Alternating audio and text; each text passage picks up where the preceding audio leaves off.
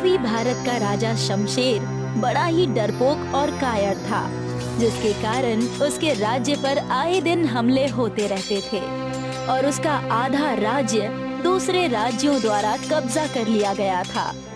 शमशेर की पहली बीवी रजिया बेगम उसकी कायरता से चिंतित रहती थी, लेकिन कुछ कह नहीं पाती थी। कुछ समय बाद एक दिन, महाराज, दूसरे नगर के राजा का विवाह भोज निमंत्रण आया है। हमारे जाने की तैयारी करें मंत्री।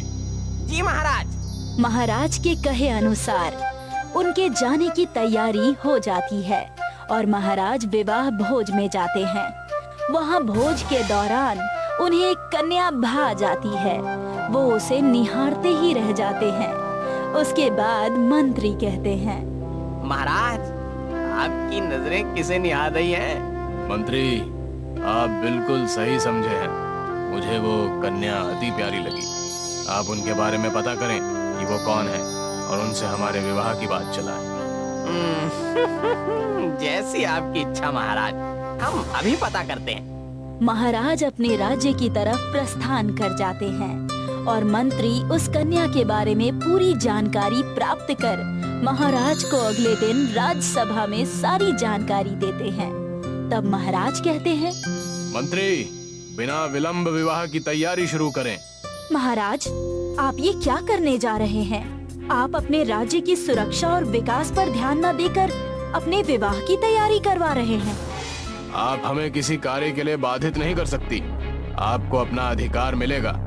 रजिया बेगम रोते हुए अपने कक्ष में चली जाती है। फिर महाराज की शादी की तैयारी शुरू हो जाती है। अगले दिन विवाह करके रानी जमीला को राजमहल ले आते हैं। उन्हें देखकर बेगम रजिया मन ही मन बहुत क्रोधित होती है, परंतु महाराज के आदेश अनुसार उन्हें कार्य करना पड़ता है। रजिया बेगम, आप वहाँ क्यों खड़ी हैं? अपनी बहन का स्वागत सम्मान कर राजमहल में ले जाइए। कुछ नहीं महाराज, मैं अपनी बहन की सुंदरता ही देख रही थी, जिसके आप कायल हो गए हैं। हाँ रजिया बेगम, ये तो आपने सही कहा। इनकी खूबसूरती से कोई भी घायल हो जाए। फिर रजिया बेगम दूसरी महारानी का स्वागत बड़े ही सम्मान के साथ करती है और उन्हें राजमहल दिखाती है। उसके बाद जमीला महारानी महल के नौकरों को अपने मायके से सामान लाकर अपने कक्ष में रखने का आदेश देती है। मंत्री जी, आप ध्यान पूर्वक मेरे पिता के नगर से आए मेरे दादा की निशानी एक जादुई कुर्सी को मेरे कक्ष में रखवा दीजिए। कोई गलती ना हो। जी, मैं ध्यान पूर्वक रखवा दूंगा। मंत्री महारानी के आदेश अनुसार सारे सामान को राजमहल में रखवा देता है और जादुई कुर्सी को महारानी के कक्ष में लगाने का आदेश देता है। ये सब देखकर एक दासी उस जादुई कुर्सी का राज पता करने की सोचती है। महारानी, आप अपने साथ बड़े ही अनोखे उपहार लेकर आई हैं। इस कुर्सी की क्या कहानी है जिसे आप जादुई कुर्सी कह रही हैं? ये हमारे दादाजी की दी हुई शाही कुर्सी है। इससे जो भी मांगो वो सब पूरा होता है, लेकिन मांगने वाला इंसान ईमानदार और दयालु होना चाहिए।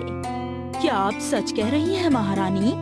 मैंने तो आज तक ऐसी कोई कुर्सी देखी ही नहीं। क्या आपने इससे कुछ मांगा है?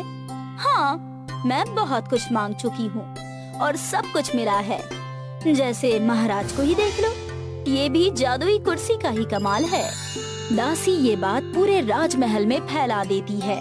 ये सुनकर सभी आश्चर्यचकित रह जाते हैं और फिर राजमहल के कुछ लोग उस कुर्सी को पाने की योजना बनाने में लग जाते हैं। उधर दूसरे राज्य द्वारा नगर पर आक्रमण की सूचना मिलती है, जिससे राजमहल में हड़कंप सा मच जाता है। तभी जमीला महारानी अपने कक्ष में जाकर कक्ष का दरवाजा बंद करती है और कुछ देर बैठती है। उसके बाद बाहर आती है और फिर कहती है, नगरवासियों, आप सभी लोगों से आग्रह है कि आप सब लोग चिंतित व परेशान ना हो। ये युद्ध हम लोग ही जीतेंगे। ये मेरी जादुई कुर्सी का अनुमान है, पर आप लोगों को पूरी हिम्मत, जोश और मेहनत के साथ युद्ध करना होगा। बैठे रहने से विजय हासिल नहीं होगी। रानी के द्वारा जो भी आदेश दिए जा रहे हैं उसका पालन किया जाए और युद्ध की तैयारी शुरू की जाए। रानी के आदेश देने पर युद्ध की तैयारी शुरू की जाती है और कुछ दिनों बाद युद्ध प्रारंभ हो जाता है। कुछ दिन युद्ध करने के पश्चात महारानी की बताई बात सत्य होती है और शमशेर महाराज का राज्य विजयी होता है। फिर पूरे नगर में जीत का जश्न मनाया जाता है। उसके बाद महाराज जमीला रानी को प्यार करने लगते हैं, जिससे रजिया बेगम को बहुत जलन होती है। वो उस कुर्सी को चुराने और तोड़ने की योजना बनाने लगती है। फिर वो जमीला के कमरे में जाती है और कुर्सी, तू ही मेरी जिंदगी में जहर घोलने वाली है ना? अब मैं तुझे छोड़ूंगी नहीं, तुझे बर्बाद करके रहूंगी जैसे तूने मुझे बर्बाद कर दिया। तेरी वजह से महाराज अब मुझे एक नजर भी नहीं देखते। महारानी, आप ये क्या कह रही हैं? मुझे मत तोड़िए, मैंने आपकी जिंदगी में जहर नहीं घोला है। नहीं, मैं तुझे नहीं छोड़ूंगी, तू ही मेरी बर्बादी का कारण है। रजिया कुर्सी तोड़ देती है और फिर कुर्सी बोलती है, आप खुद ही अपने अवगुणों में परिवर्तन करके विकसित नहीं होती हैं, जिससे आपका राज्य और आपकी जिंदगी बर्बाद हो रही है। तुम ये क्या कह रही हो? मुझे कुछ समझ में नहीं आया।